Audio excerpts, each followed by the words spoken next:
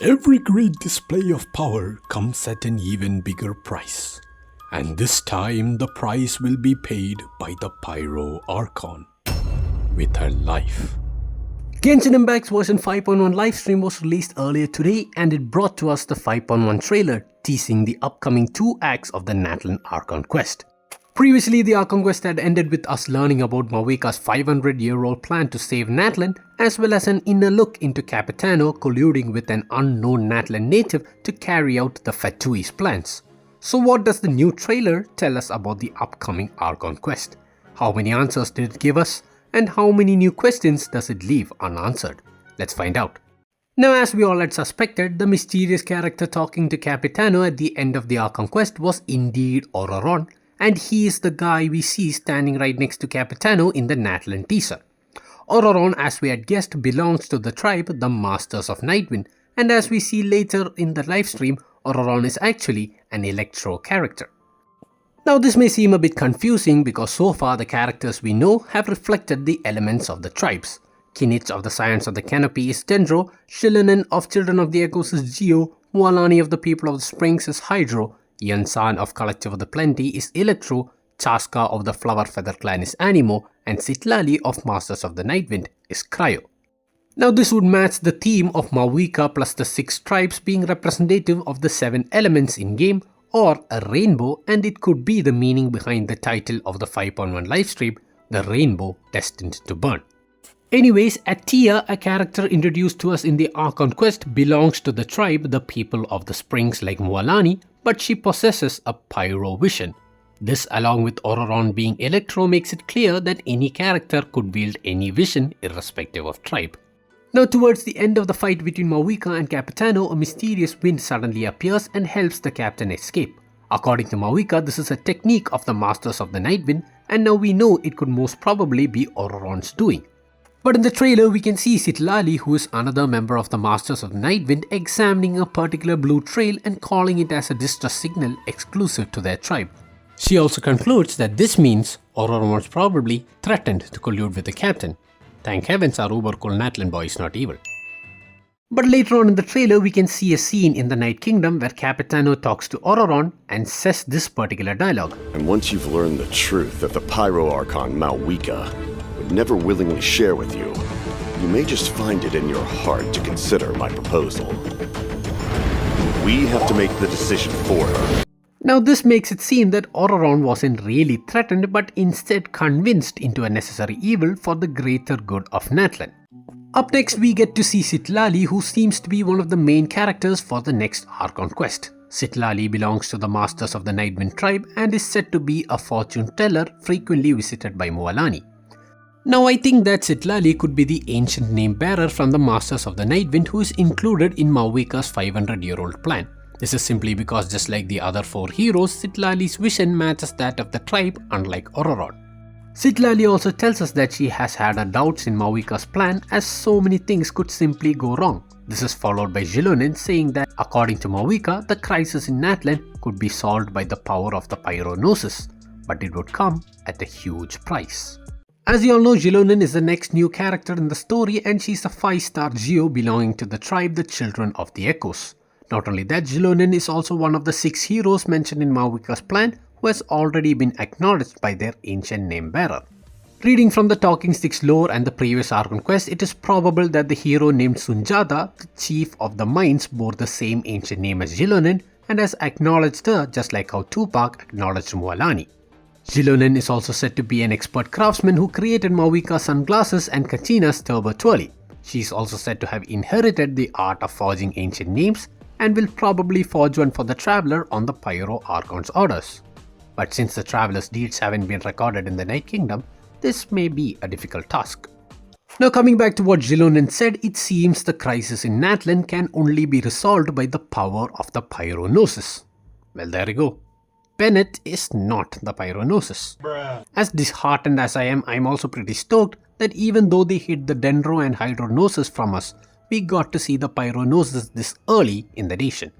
Now we all know that the Gnosis are basically chess pieces of immense power created from the remains of the 3rd Descender. The Animo Gnosis looks like a queen, Geo like a rook, and Electro like a bishop.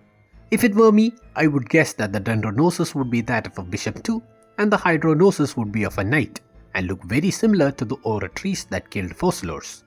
Now, while the Pyro Gnosis doesn't resemble any chess piece per se, I would like to think that it is mostly of the king. I mean, the Natlan symbol does kinda look like a crown. In chess, the queen often represents versatility and freedom similar to Animo, rooks represent stability and defense similar to Geo, bishops represent religion, spirituality and guidance which could be seen in both Electro and Dendro, while knights represents bravery and unexpected maneuvers which is clear from Fossilos's actions. Now the king piece is said to represent leadership, power and protection which accurately describes the Pyro Archon and her actions so far, which could confirm that the Pyro Gnosis is indeed the king.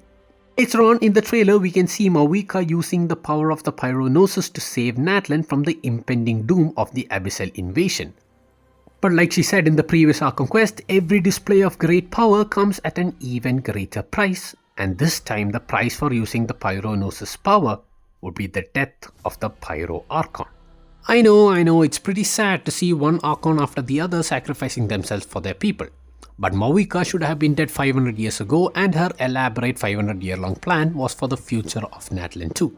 So I don't think this would be a situation where she simply loses her Archonhood, but her life. Now there is an interesting dialogue in the trailer related to this that is supposedly said by Mualani. Natlan must pay the price, and only Mavica's death can clear the debt. What confuses me the most is what price does Natlan have to pay? Ever since I played the Archon quest and saw that the heroes of Natlan could be resurrected even after dying to the Abyss, I used to wonder whether this was against the heavenly principles. But then since we learned that Xbalanque actually borrowed power from the heavens to establish these rules in Natlan, then I figured maybe not. And the heavens here is noted to be Ronove, which has been speculated to be the Shade of Death. This makes sense because the Shade of Death would obviously be able to bring people back from the dead, and ancient names which help in resurrection are depicted as feathers carved out of obsidian. Now as you all know, the shades are said to be represented by the artifact set pieces, and if you have noticed, the plume of death representing the Shade of Death is also a feather like the ancient name. Maybe something has happened to the Shade of Death or the Lord of the Night which has left the rules unprotected and results in Natlan having to pay the price. It seems to me like this.